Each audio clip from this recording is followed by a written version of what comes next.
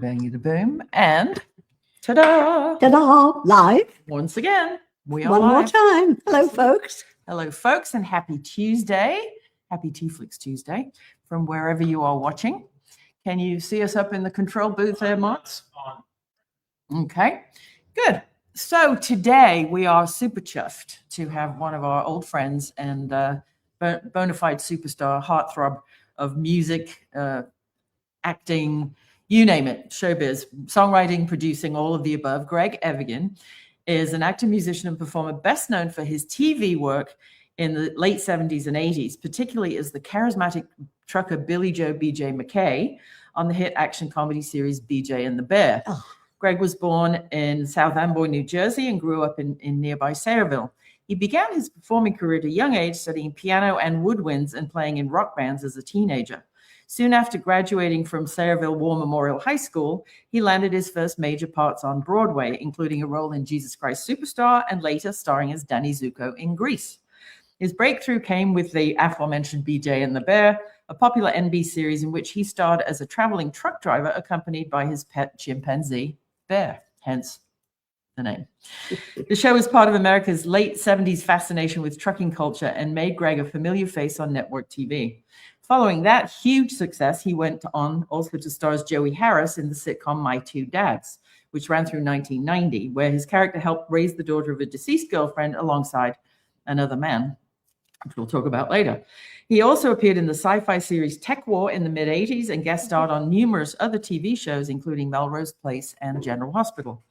In addition to TV, Greg's film credits include Scorchy, Deep Star 6, and the Hallmark Channel movie Once Upon a Holiday, which was 2015 more recently, in which he appeared alongside his own daughter, Brianna. He's a musician and songwriter, and he sang, here's a bit of trivia, he sang the theme songs for both BJ and the Bear and My Two Dads, and he's continuing to pursue fabulous musical projects, which we'll talk about today. He's still married to his lovely wife, Pamela, since 1979. They have three gorgeous kids, daughters Vanessa Lee, Brianna, and Jason, who's a successful musician, producer, Grammy winner, and songwriter in his own right. Today, Greg remains active in entertainment, appearing at conventions, acting in film and TV projects, and working on musical endeavors, again, which we'll talk about, not the least of which is the Abbey Road project. So now, drum roll, please. Da, da, da, da, da. Without further ado, Greg Evigan. Hi, Greg. Hi, Greg. Wow, you guys. Woo. Thank you.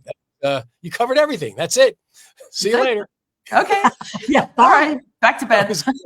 I got my tea. I'm ready to go, you guys. It's not Angie's tea. Yeah. Yeah, we need to get that to be Mrs. McCartney's tea for sure. Absolutely. Absolutely. So when you first took on the role, we'll sort of start with the elephant in the room, or the chimpanzee in the room. When you first took on the role of BJ McKay in BJ and the Bear, did you have any idea that the show would become such a cult classic and last for literally decades? It's still famous today. Yeah. Oh, I never did. I mean, when we first came on, I mean, we got a 47 share, which today, as you know, is something you don't see anything like it. You know what I mean? No. I think you're lucky if you get one share today, you're considered a hit show. So when I got the door the next day, I knew, whoa, this is amazing. I mean, everywhere I went, people knew immediately who I was. Like within the first week or two, first 2 or 3 shows aired, I think that was it. We were just all pretty well known. Even the chimp, you know. Yeah, right. Even Bear. I mean, it must be. It's the literal definition of overnight success, isn't it? It really was. It really was. Yeah. And how did you handle it as a young man? I it was great because I met Pam right before, so we she saved me from all those women, I had every week there was a different one in the truck, and it was tough between the chimp and I. I mean, he was all, Sorry, I'm married. You'll have to go home with the chimp. Yeah, yeah, that's right. There you go. Now tell me about the chimp. I mean, the chimp. Yeah. He was really young, so he was. It wasn't like you hear all the stories about, chimps ripping limbs off of people, I mean, he wasn't, he was really young, and I don't think you could ever do anything like that now, have a young chimp like that, Oh, it wasn't right then or now. You know, it's they don't belong. You know, although he did have treatment from everyone. Now, did he bond with you? Because they say, you know, a chimpanzee is not supposed to look into the eyes of anyone but his trainer or his zookeeper, because they really bond, don't they? Oh yeah, I remember how we bonded. The first day, the trainer said, "Here, you know, get acquainted with him." You know, like I said, "Well, what should I?" And we were on a location, so I just said, I looked at this hill, and I said, "Come on, Sam." You know, his name is Sam. I took him by the hand. He's like following me, like, "Where's this guy taking me?" You know, and I took him to the top of the hill, you know, and we sat on the side of this hill looking over at Universal Studios, you know, wherever we were. We were looking out into the valley, and I pulled a piece of, you know, like a piece of grass out of the ground. And I took it like this, and I pulled another piece, and I gave him one, and he just took it and put it in his mouth. I love it. It was like, you know, they communicate just like we do. So it's really, they feel the vibes, you know, from you. Yeah. So we never had a problem on the show. You know, I mean, there's certain things that I would try to get them to do that, you know, would get me a nip, you know, once in a while, you know. He didn't like to work after 6 o'clock for sure. You know? You get a call from his agent saying that's not in his contract. Yeah. Yeah. But you know, I tried to teach him to share one time. That was a big mistake, you know. Yeah. You know, I got a good one on the arm for that one. You know, chimps don't share. They tried to give him a hot dog. You know, I said to the trainer, I said, "Hey, listen, Marvin, what we're gonna do is I'm gonna be sitting there, and I'm gonna have a hot dog, and we're gonna be driving, and I'm gonna hand him the hot dog. He's gonna take a bite, and he's gonna give it back to me." And the trainer's like, "No, he's not. You're lucky. There's no way you're going to get that." And I said, "Well, I think we could probably train him to do it." He goes, "I'm telling you, you can't do it." So we went and we tried anyway. I tried anyway. And sure enough, finally he's looking at me like, "You got to be kidding me. You think I'm giving you this hot dog back?" And I went to take it, and he went, his entire head shot in. Lucky I had my jacket. Hit me in the arm so hard, you know, it bit me in the arm. So that's really the only time that he ever really did. And I learned my lesson too, you know, don't try to do and probably also not the most hygienic of ideas to continue eating a hot dog that a chimp has already bitten. I didn't think of that, Ruth. That did not cross my mind. We weren't so fussy in those days, were we? As we all know. Hashtag chimp spit. Yeah. Chimp's not. Yes. Oh, well, you're lucky that you were able to treat him nicely and be a friend and make him a superstar, because the bear is still a big deal at these fan conventions, isn't it? Oh yeah, they would like him to be around. I'll tell you that. No, they don't live that long. That's crazy. So that era, especially in America, had a real fascination with trucking culture. Do you remember, you know, 10-4, Good Buddy, and all of that, Smokey and the Bandit, and Moving On. Where do you think that came from? All of a sudden, there was just a glut of, you know, after BJ and the Bear, there was like everybody wanted in on the truck scene. Maybe they thought there was gonna be hot tubs everywhere. I don't know. Like on the show. Okay. You know, guys would come up to me because the whole CB radio craze, you know, and I'd have guys come up to me. One time I was driving my son. We were taking the Wave Runners up to Washington. We just got these Wave Runners. I pulled into a campsite really late. This guy comes walking out, and he's got his big badge on, you know, and he's walking up really slow. And Jason looks at me and he goes, "What do we do?" I said, "Nothing. All we're doing is driving up to get a campsite, you know?" And so this guy looks right in the window. He goes, "I drove a truck for 20 years because of you." I'm sorry. He didn't miss a beat, but apparently a lot of people just were so influenced by the show that they thought, you know, this would be a great living on the road. He was, you know, he was. Really? I mean, we had big lorries and vans and stuff growing up in England, but I had never seen anything like, you know, these 18-wheeler canter. I wound up driving one. I mean, I had to go take my Teamster test and all of that crap years ago when I was working in production. And but I remember, you know, seeing the show on TV in England, and I was like, bloody hell, how do they drive? First of all, how do you get in? Second of all, you know, if you got to suddenly get out to pee, you're going to need a ladder. I mean, they're just enormous, aren't they? That was one of the moves that I always had to practice to make it look really good. Getting in that truck, getting that one shot move up to the seat. Otherwise you look pretty bad. Pity the poor cowboys, mounting in the old days, the John Wayne movie days, mounting and dismounting horses and trying to look cool. Yeah, exactly. Right. Harder work than it looks. Yeah, especially little guys like Alan Ladd. Yeah, I believe they used to have a stool for him to stand on. Yeah, the tricks of the trade. But you made the jump from action adventure to family sitcom, didn't you, with My Two Dads? Yeah, now, was that transition deliberate, or did it just was to shift to show your range as an actor?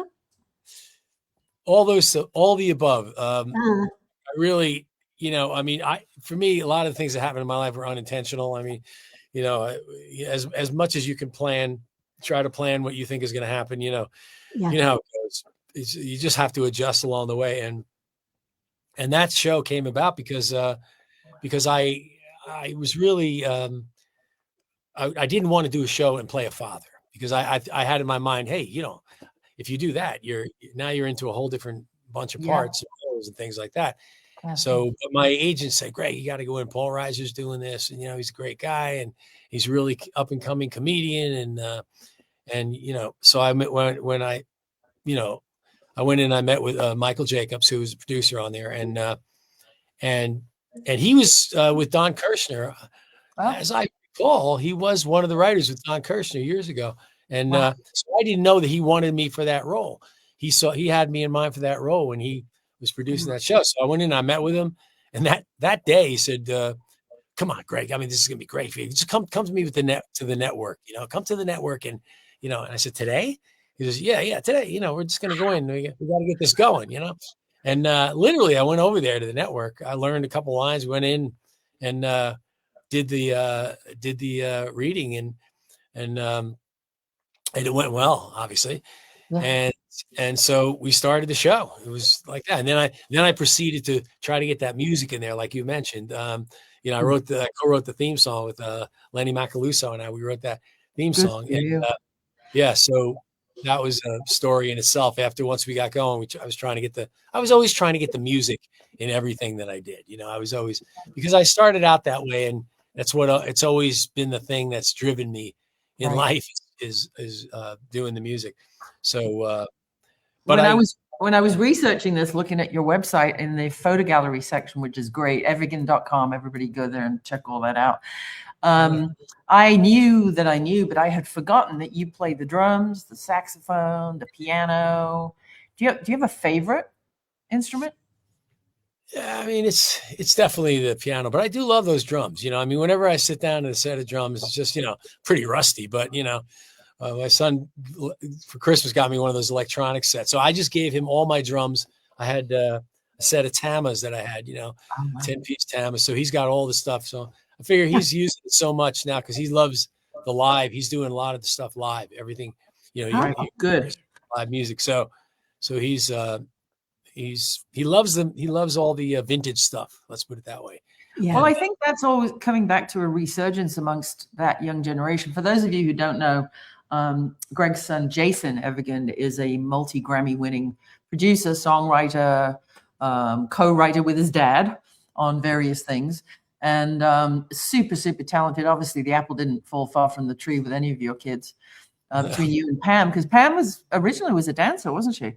Yeah, she was a dancer, and she did New York shows. She did Broadway shows. Like, wow, which is a perfect segue into Angie's next question, actually. Yeah. So you got your start on Broadway in Jesus Christ Superstar, didn't you? And then Grease. Yes. So how did live theatre sort of prepare you for the pace of television? Or not at all? Do they not intermingle in your world? No, that's a great question, because they everything, like, for instance, I started out really doing plays in high school. That's how I got some chops, I mean, I was always into the music. We had the bands, the whole thing, but it was, it was really, oh yeah, Coco too. My wife, she did Coco. That was a good one. And my brain goes over there once in a while. So, but I would say that to answer the question, which is that it, people, when you're on the stage, you play to the back row. If you don't play to the back row, people don't really know what's going on. But when you're on film, play to the front, play, it's intimate. It's intimate. Right. So you have to get rid of a lot of those habits. That's why a lot of people don't translate to from stage to film, and or TV even. Well, the sitcom situation is a little bit different because it's a little broader, Right. It was a little broader, and it's because we played to a live audience too. So when we did My Two Dads, we played every Tuesday. We did 2 shows, 3 o'clock, 6 o'clock in front of a live audience, and so we really did a mini play every week, which was great. Yeah. So it translates.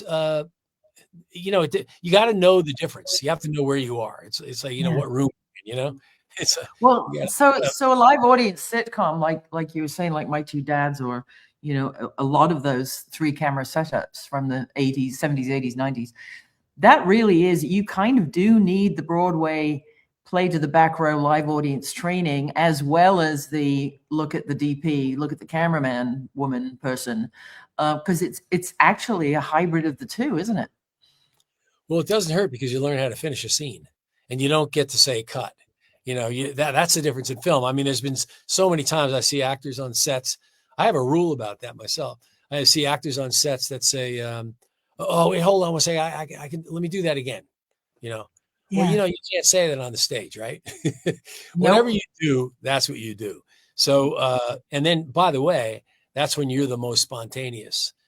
So even though you don't feel it and you don't always know it, you don't feel it, but some of the best stuff you're doing is when you're trying to find that next line. If you lost it, you know what I mean? So that whole in between is what's really, really a powerful performance, and people don't even realize it sometimes. Well, that's why I love live theater, because you can see the same actors in the same play. We were talking earlier about another Jersey boy, the dear departed David Cassidy. I saw him in Blood Brothers with Sean several times, and it was different every time, because when you're in the moment, it's not cookie cutter. It's not like seeing the same film over and over again. Right. Your mood is different, what you had to eat, how much sleep you had, the temperature in the room, the last phone call you just took. It all has got to go into the nuances of the character, hasn't it? Yeah. Yeah. And I mean, we used to, on the stage, we used to try different things. Like, because you always want to develop I'm talking about Broadway now. I mean, once you do the show and you really feel like, okay, I'm pretty comfortable doing the show, I feel good about it, but I think if I stretch a little over here, I stretch a little over here, I can, I could try something, but you can't come out of the main, you can't change something that's going to affect cues for everybody else. You know what I mean? So you can try things for your own character, try different, but that's the difference between, and in film, you can go completely out there and do, do what you want. And I always try that, and if you have to stop and you do it again, it's okay. When it cuts, you take that nice, great piece and then you cut it to the next piece. And, that's why the editors don't, in my world, the editors don't get enough glory, because a great film great takes by great actors and great writing could wind up to be a completely shitty film because of a bad edit. Totally, completely seen it so many times.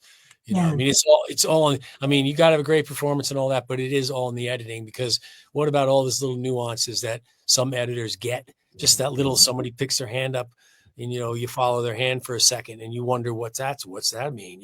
And then all those little things that suggest what might be happening in the story, as opposed to just single, full shot, I mean, just the way somebody's tapping their foot nervously, or ashing a cigarette in an ashtray. It's just or just a scene out of a window with dialogue in the background.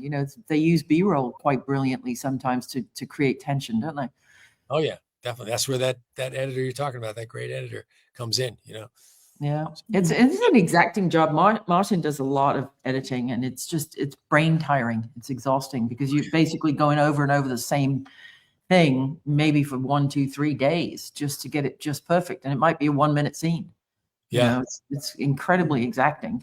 I mean, the whole industry is, I think people have much more of a respect for the entertainment industry now, simply because they realize, wow, I couldn't do that myself with an iPhone, you know? Yeah, right.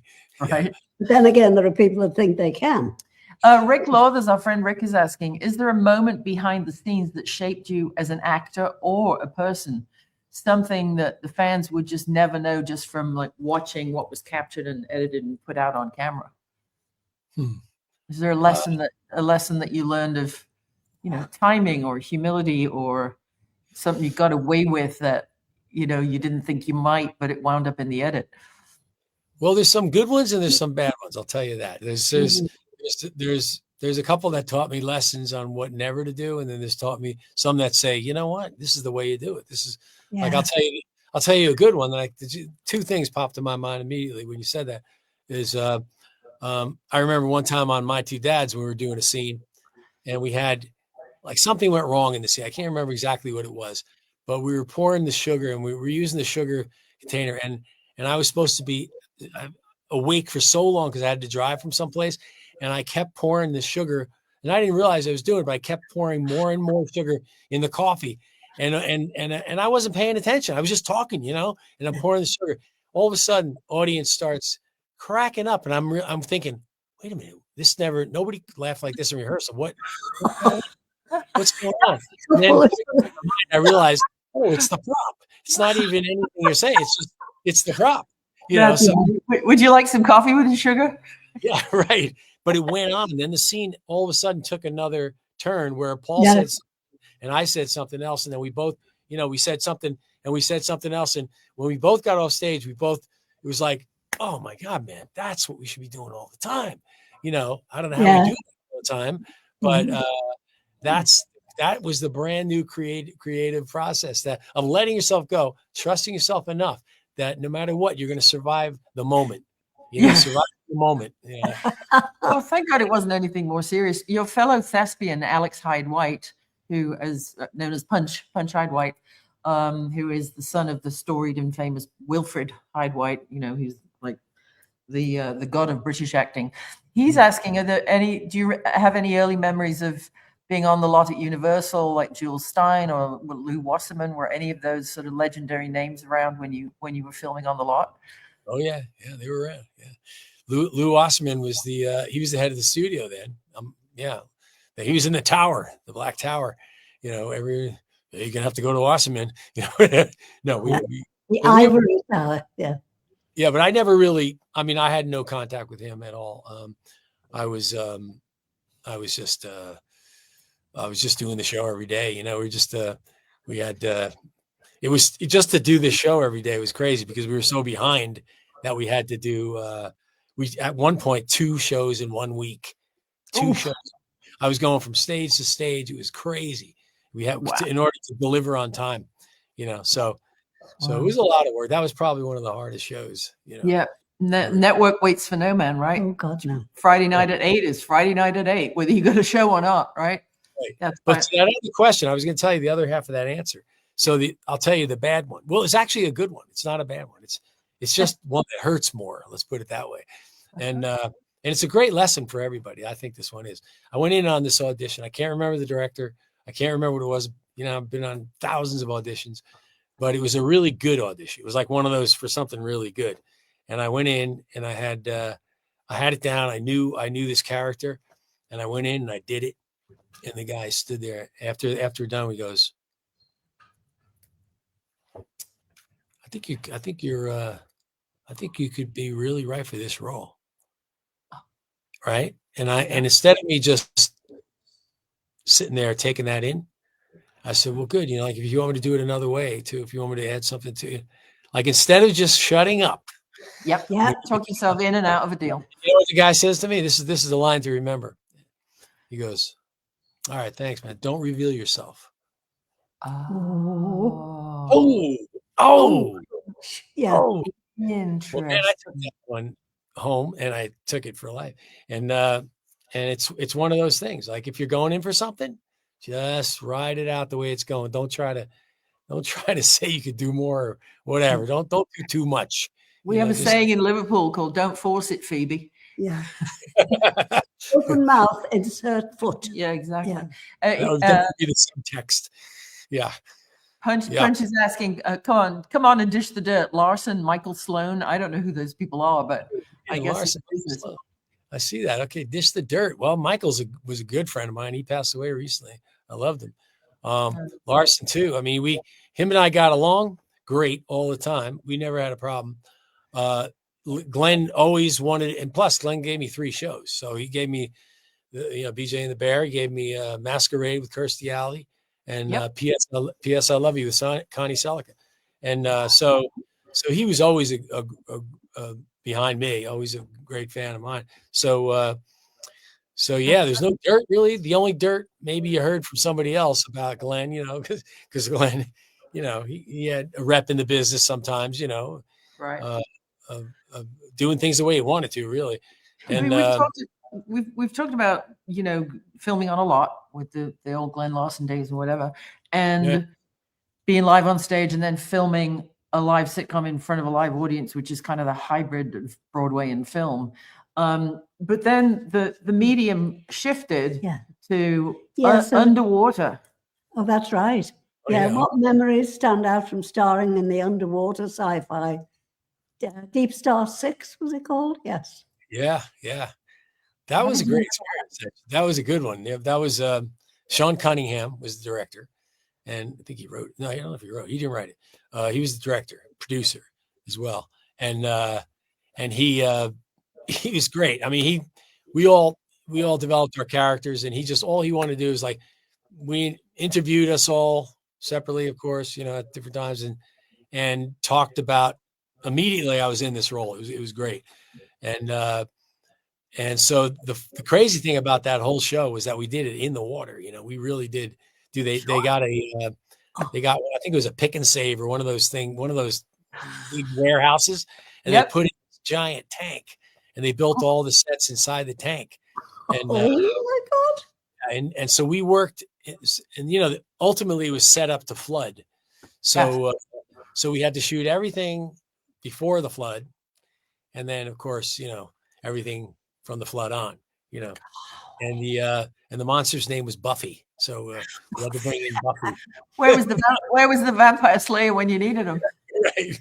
Oh yeah, Buffy was the crab that was really hard to move around. Oh man, it made it look good. So it's exhausting though, trying to move around in water. I mean, that all of the the flow and the pressure and the gravity and the anti-gravity. You must have just come home at night and just fallen into bed. You're waterlogged, everything, you're all wrinkled up, at the end of the day, because you're in the water all day. Hooray for Hollywood. It's so glamorous, isn't it? Yeah, it was fun, though. It was a challenge, it was a good challenge. I bet it was, yeah. The cast was great, Miguel Ferrer, he was great on it. Yeah, we had a fight scene where, if you ever notice his lip in the fight scene, he leaned in. Luckily, it all went with the time that we shot this thing. So he did, his lean in was just in time for the rest of the show, so the continuity was all right. Let's put it that way. Yeah. Because he leaned in and I got him right in the lip. It's one of the only times I ever hit anybody in the scene. But he said, "Man, I leaned in. I said, "All right, well, okay." Whoops the daisy. Could I just take a moment to say, Punch, my last couple of emails to you have bounced, so will you write to me? Okay, never mind. Okay. We'll text you, Punch. There you go. Okay. So obviously your kids were growing up around this and the kitchen table conversation with Dad as a professional actor and writer. So, was it inevitable that you would wind up, with artistic, creative actors, musicians, producers, do you think? I mean, did any of them ever say, I want to be a roofer or a plumber or a dentist? No, never. You wish they had. Yeah. I mean, my daughter, Vanessa, was the first one that broke the ice for her because she went in, and what did it for her is we had a scene of My Two Dads I remember Paul Reiser's part was Mr. Biggles, right? And he put the shoes on his knees and walked around with the little kids. And the producer said, everybody, hey guys, if you want to bring your kids in, we need all the kids we can get for this scene. You know, so my daughter Vanessa, I said, Vanessa, you know, Jason was there. I think Brianna was too young, but so it was funny. They come in and on the way in the car, Vanessa saying, well, I'm going to get an agent. I said, wait a minute, hold on a second. You know, we wait. It's good. And so we get there. And the funny story to me was when we're on the set and we're shooting their scene with all the kids and everything, the director comes up to me and says, he goes, Greg, you know, your daughter's great. She's really great, you know, but can you tell her not to look in the camera? And so he said, all right, yeah. So she really wanted, I mean, she was like right off the bat, she on the way home in the car, you know, well, I'm going to get an agent now. I said, hey, listen, tell you what, get a play. First do a play. I want you, you know, get some experience, do some plays. If there's this play in school, get the play, you know. Well, next week, guess what? We got to play. Every week we got to drive to rehearsals because she got to play really quick. And then she got lucky and got in with one of the, I think it was her name was Barbara Clayton. I think casting, cast her in the first show. I'm trying to think of the name of it now, but it was a good, you know, she got the first show. She got the first big show, you know, and then she did a thing called social studies, and she had a career, you know. Yeah, right. Yeah. So you've worked alongside your daughter Brianna in recent years, haven't you? How special is it for you to work with family? It's great. I love working with family. I never get the chance to really do it. You know, when it comes to the theater, that's the first thing. I mean, I did do I shot a pilot for a series that we tried to sell. You know, I got the whole family to do it. It was great. Oh. You know, Jason, Vanessa, we're all in it. Vanessa and I were kind of producing it together, and so that was a great time. We did that pilot together, and then Brianna and I and Vanessa and I, what do? We did Earthquake in New York. That's right. We did Earthquake in New York, but we weren't in the same scenes. We were never in the same scenes. Oh. And then Brianna and I finally got to work together on that movie, the one that we did for Hallmark. It was actually a good movie. Yeah. Yeah. Hallmark, you know, Hallmark takes a lot of shtick for the brand, but they have good, heartwarming storylines, amazing production, professional crews. It always sounds great. The sound is balanced. The light's great. I watch them a lot. I watch a lot of Hallmark product. It's just, I don't know why they've kind of got sometimes this reputation for being a little Americana or a little cheesy, but I wish that does get violent and nasty. And, I wish that was more of the world. Background music. It could definitely be the background music. It could be, but you see, Greg Evigan needs to be writing that. That's the big mistake, which pivots perfectly into my my next set of questions about, you know, the main reason we're here to talk today about your album release, which was just stunning to me. The day you were over here and you played it to Martin and Angie and I. You remember I wound up in tears. I remember you guys cried. You like, that was the biggest compliment I could have ever gotten. Honestly. And it was recorded at Abbey Road. So what's the genesis of the project? Where did it start in your head? Did it come in a dream, or was it something that you said, this is a thing I want to do, compose a classical album? I mean, well, you know, take us back to this. I got this right here, you guys, just to show everybody. This is it. You see that? Yep. That's beautiful. Yep. And so but also, of course, we got it on the a CD.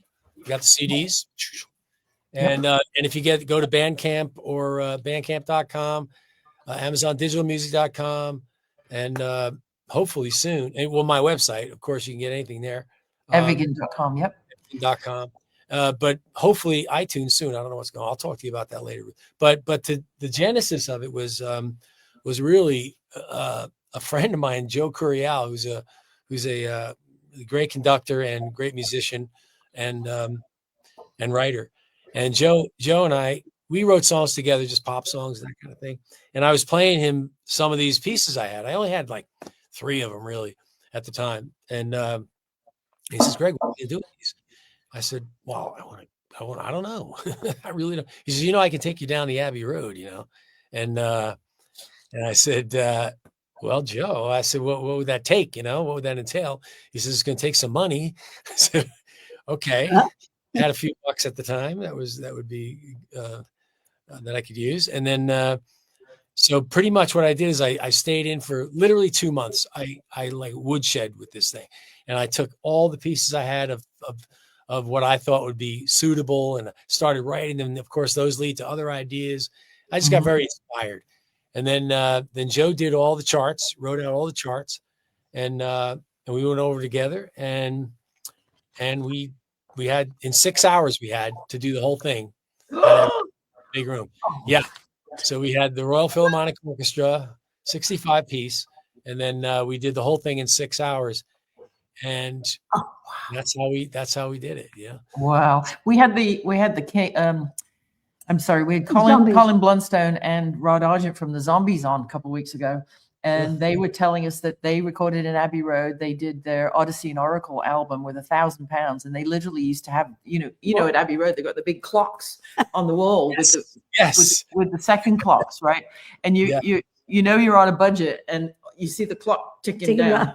And they were in the middle of recording Time of the Season, and the guys in the brown and white engineers coats came in. They were around the piano doing the harmonies into a microphone. The engineers came in at time and took the piano out while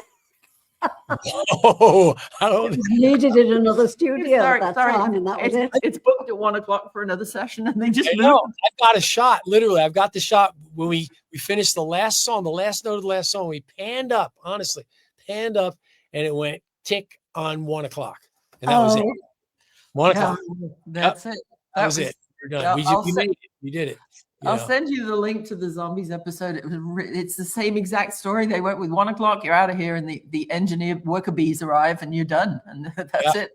They unplug everything, and off you go. I cannot believe. I'm going to go back and listen to that now, knowing that I thought you were there for weeks or months. Oh my God, it's so intricate.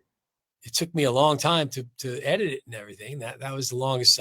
When I got it on Pro Tools, I had a lot of problems. I could take you through all of them, but it literally took me so long to get it done. I lost it all one time.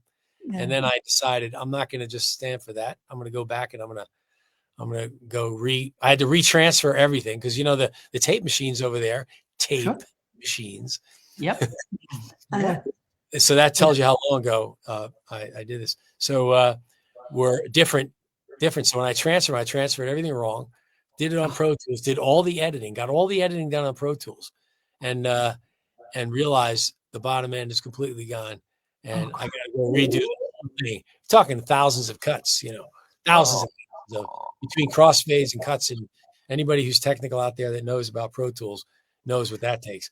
So So anyway, it all turned out good because I love the way it sounds, and it's beautiful. It's stunning. You guys need to head over to evigan.com, find it, buy it, download it. And Greg has vinyl and CD, which I'm sure he'd be happy to send you if you order them. Have you thought about, because you've had great success with many of your songwriting endeavors, but have you thought about pitching it to movie producers and music supervisors, or you're not just at that stage yet? I would love to do that. I don't know if I'm at that stage. I think I probably am soon.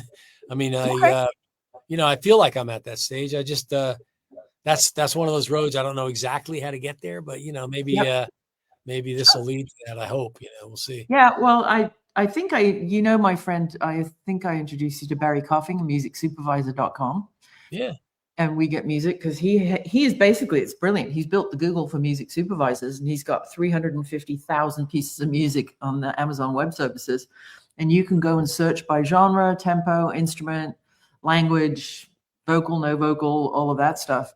And so he places a lot of music for film and television. So good, because I talked to Barry, and I said that I was going to. And the thing is, now that I've got everything kind of lined up, I got the Amazon Digital. I've got an iTunes any minute now, I hope, and not Spotify yet, because I didn't want to do that yet. I just am not a fan of Spotify. They don't pay you enough.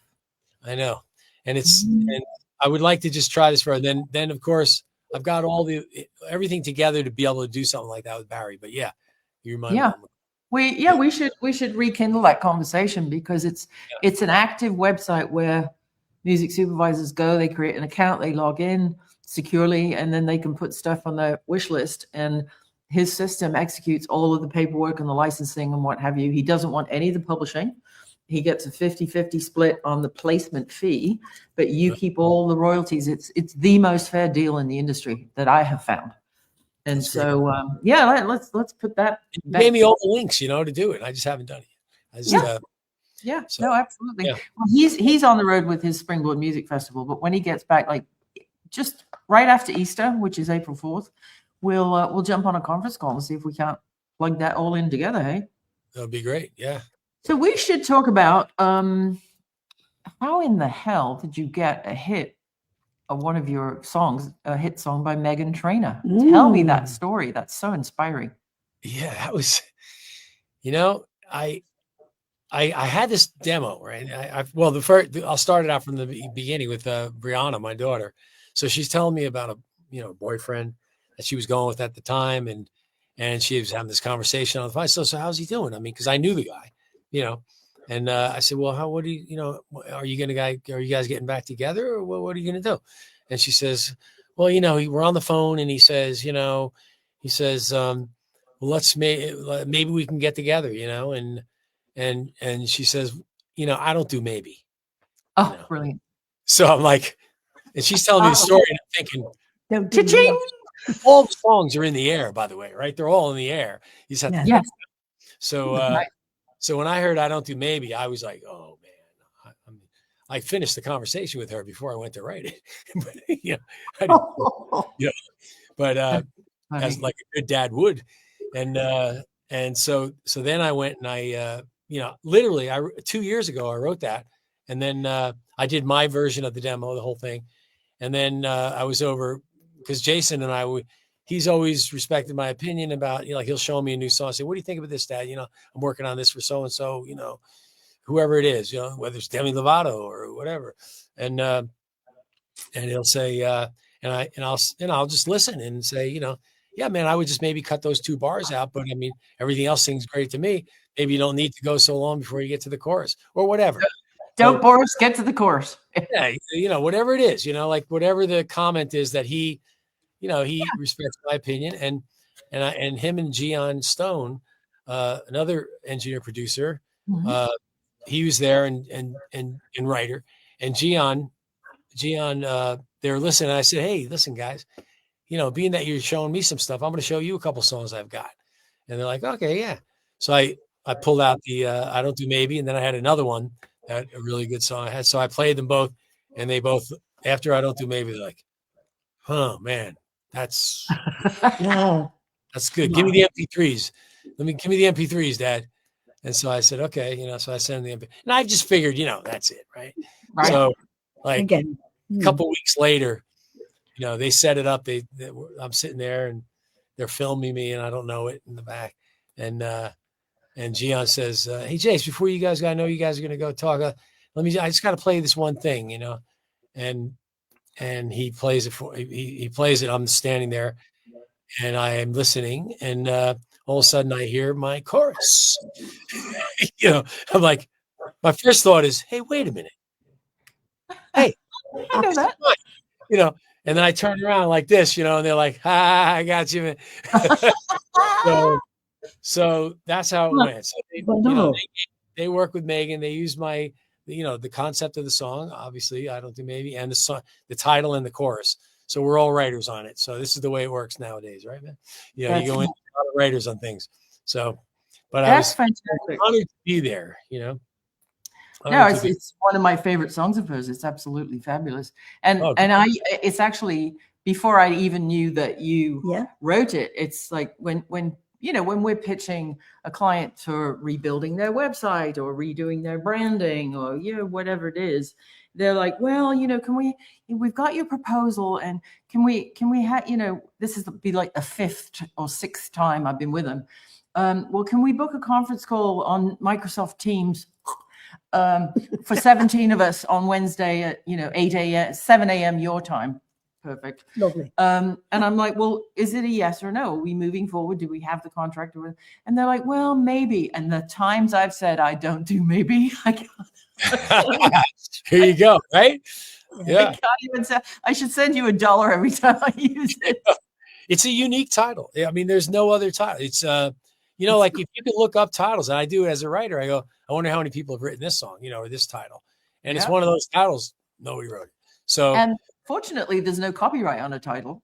So, that's why there are so many songs called I Love You or Yesterday or, whatever. Yeah. But a lot of people don't realize that you can't copyright a title, but you could actually content with mixed content. You can, yeah, but you could actually trademark I don't do maybe and do a line of t-shirts. I bet they do really well. That's a good idea. Let's do that together, Ruth. Okay. Call me. Call me. You have my number. I was going to say, call me. You have my number. But funny, tell the kids watching and listening on the podcast how on earth it was that you and I hooked up again after 15 years when you used to come down to Martin and my office down in Playa del Rey. And Jason, I think the first time you walked in, Jason must have been 3, 5, 10. I don't know. He was a baby. Yeah. And then we lost touch. And then all of a sudden, one day my phone rings and it goes, Greg Evigan. I'm like, good grief. He's still alive. Right? Sue Shiffrin. Is he still alive? Yeah. It was because Sue Cassidy, David Cassidy's. Well, Cassidy, right? Sue. I call it. Well, I knew her as Sue Shiffrin because when we wrote songs together, we wrote a bunch of songs together, and that's when I knew her as Sue Shiffrin. But then she married David, and then I was wondering how she was doing. I saw her on LinkedIn, I think it was, and then and I said, so I gave her a call. I just figured see how she's doing. She's still writing songs, and then we started talking, and then I accidentally. That's right. That's what it was. I tried to call her, and I called you. Right. Yeah. That's what it was. Right. Okay. You had us switched in your contacts. So and I'm like, Greg Evigan. And I answered the phone with Greg Evigan as I live and breathe. He thinks he's talking to Sue Cassidy and she's now got an English accent. And he's like, yeah. But and here we are. And here we are. Yeah. And here we are again talking about your absolutely wonderful. Can you hold up the cover of the album again? The big vinyl one. It's a stunning one, Yeah, this is. I'll show you the inside of it too. This is kind of cool. It's yeah, please do. I love the fact that you've done vinyl because that's just so. Oh, there's the light. Oh yeah, little selfie light. We've got one in the background too. It looks like Ange has a halo on Tuesday. Oh, not anymore. Oh yeah, you do, Ange. Yeah. Okay, so there's the inside. See, so it's silver. Oh, it's silver vinyl. Lovely. Beautiful. Yeah. Beautiful. So. Fabulous. Yeah. You forget you only put 4 songs on each side. That's the crazy thing. I know. When you it's make funny when you see the Gen Alpha or whatever putting on a vinyl for the first time, they sit there and stare at it going around like, they can't understand how a groove in a piece of plastic makes a noise. I still can't, but I take it for granted. It's like fax machines. How the hell they work, I don't know. But it's very interesting. Our friend Karen in Edinburgh in Scotland, he's asking what, and I'm going to paraphrase, if anything, did composing teach you about yourself when you're actually composing a classical piece? Where do you go inside yourself, to the future, to the past, to hurt, to happiness? That's a great question, man. Karen it's good. Yeah, Karen. It's for me, it's different every single time. So there's no. Usually, what'll happen with me is I'll play something on the piano, and I'll start just noodling around, and then I think this is a funny way to put it. I've never thought of it this way, but I'm just going to throw it out there. But anybody who knows what an A&R man is, right? A&R. Artists and repertoire. They audition the music coming into a label, right? Right. So you have to be yes. Yeah. So I've seen A&R guys work, and they sit there and they go and they'll play. I watched an A&R guy one time with Kirshner, working with a long time ago. He played 5 seconds, and he goes, throw it away. Throw 5 seconds. And I'm talking to this guy while he's doing. Point is this: you got to be a little bit of an A&R guy in your own mind, because you got to be able to pick out what you think is going to appeal to the masses or whatever, or what appeals to you even.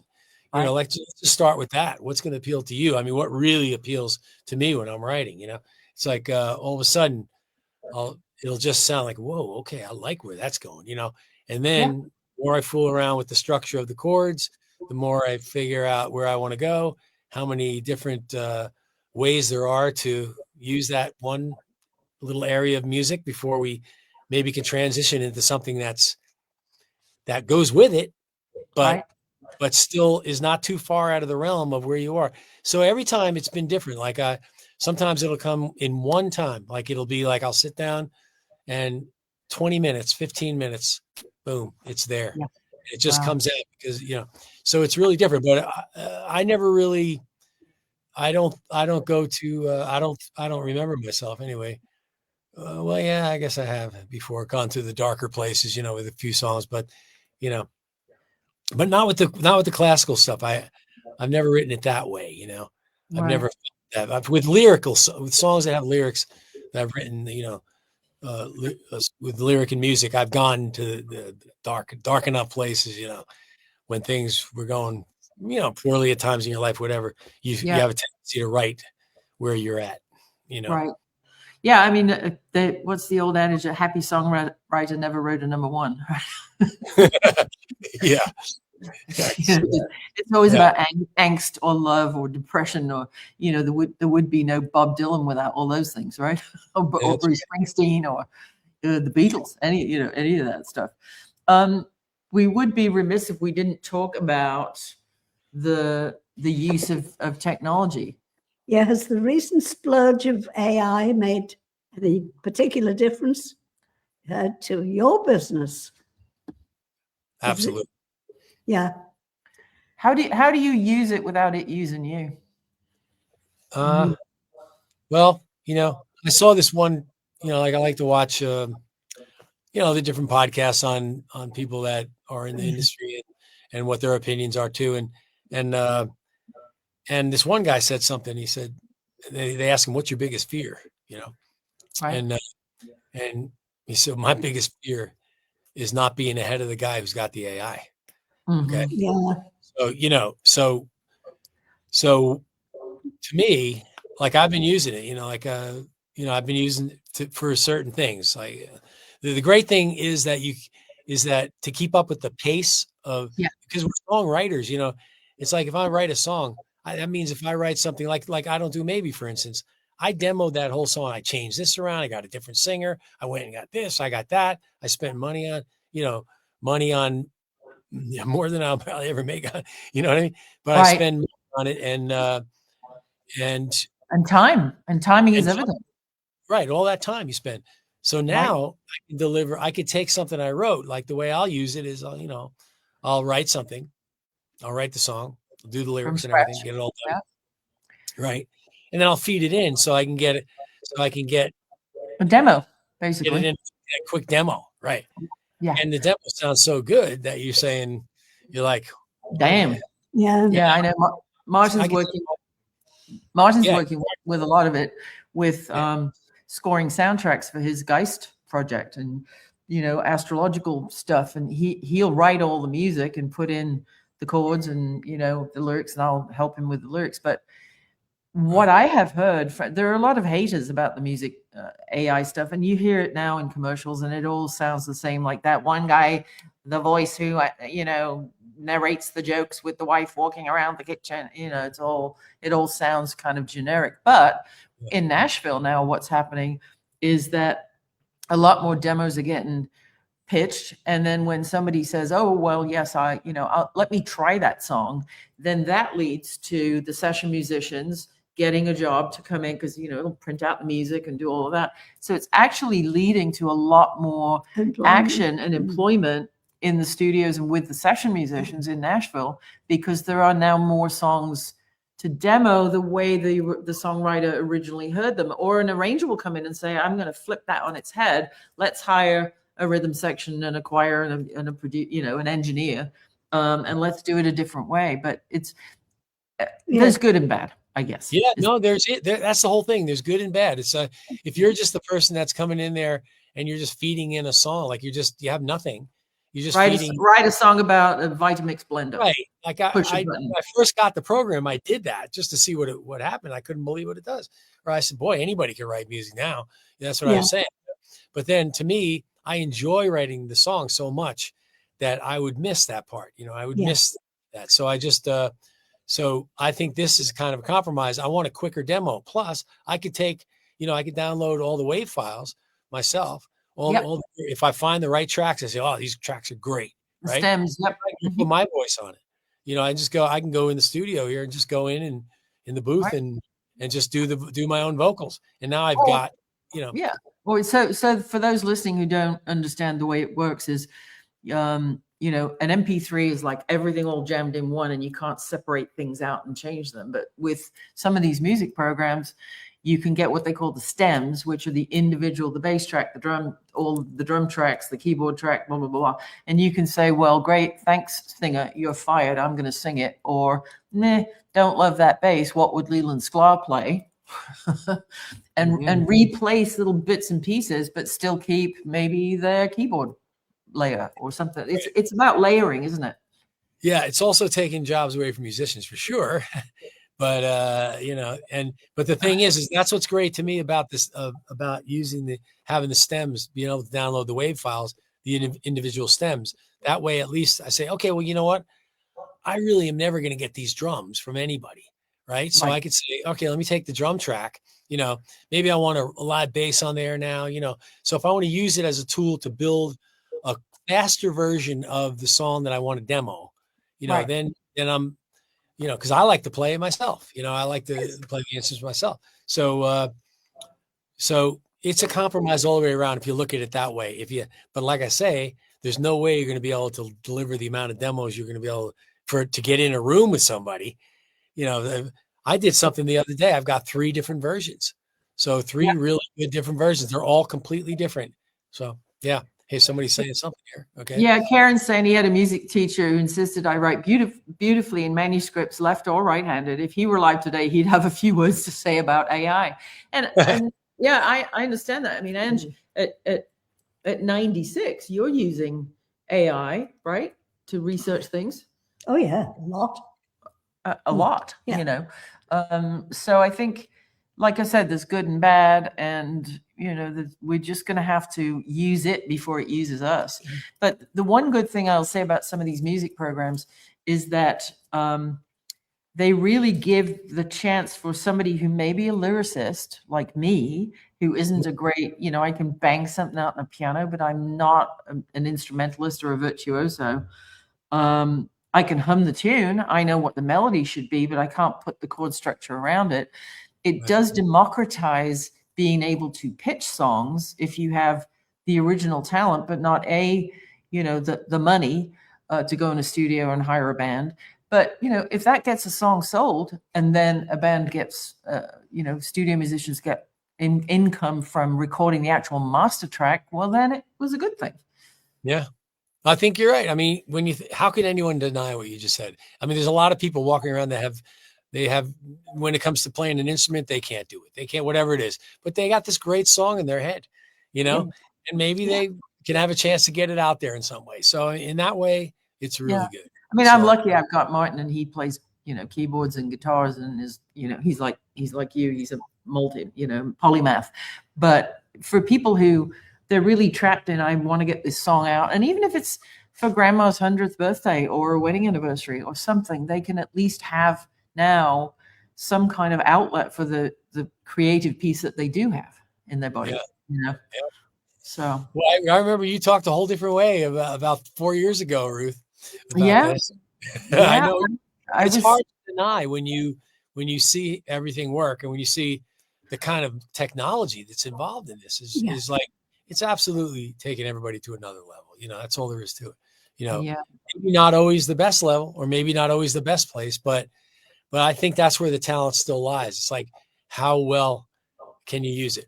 How well can you use it to your advantage and to not compromise like your kind of Right. like your The your working music. musicians like your Nick Blacks from Memphis or your Barry Coffings in Houston. Yeah, I mean, there are still people who make their living from music, and rightly so.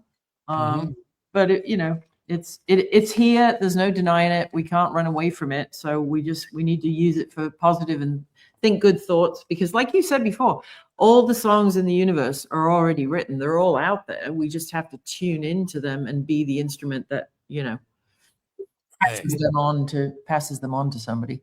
Mm. Yeah. So thank you so much for spending the hour with us today.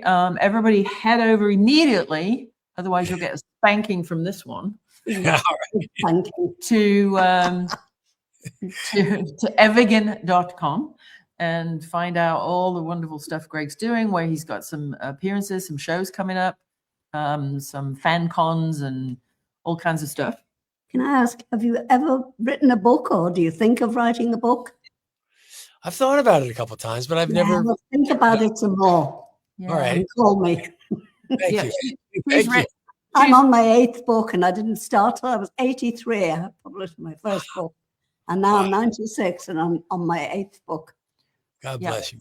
And I have plans for the 9th already underway. Yeah. Great.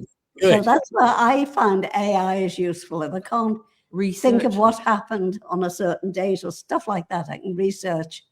Yeah.